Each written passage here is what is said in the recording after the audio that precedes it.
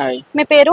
తిరుపతి. తిరుపతి గారు, ఇప్పుడు ఇండియన్ పాకిస్తాన్ గొడవలు అనేది మీ చిన్నప్పటి నుంచి చూస్తూనే ఉన్నారు, అది ఇప్పటి వరకు ఆగిపోలేదు.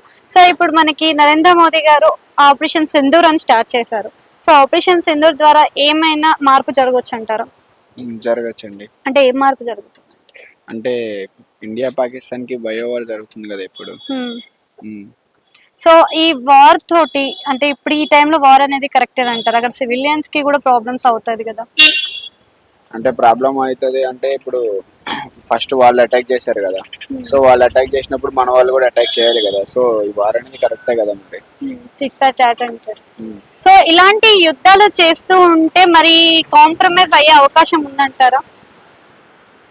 ఆల్మోస్ట్ పాకిస్తాన్ వాళ్ళు అయితే కాంప్రమైజ్ అవడానికి ఉన్నారు. Hmm. బట్ మన వాళ్ళు మాత్రం కాంప్రమైజ్ అయ్యే ఛాన్స్ అయితే లేదు. ఓకే. సో ఇప్పుడు పహల్గం లాంటి అటాక్స్ ఇంకొకసారి జరిగే అవకాశాలు ఉంటాయంటారా మరి ఈసారైనా ఈ యుద్ధం తోటి? ఈ యుద్ధంతో అటాక్స్ అయితే ఏమి ఉండవు. ఏమైనా అటాక్ జరగాలంటే వాళ్ళకి జరుగుతుంది పాకిస్తాన్ వాళ్ళకి.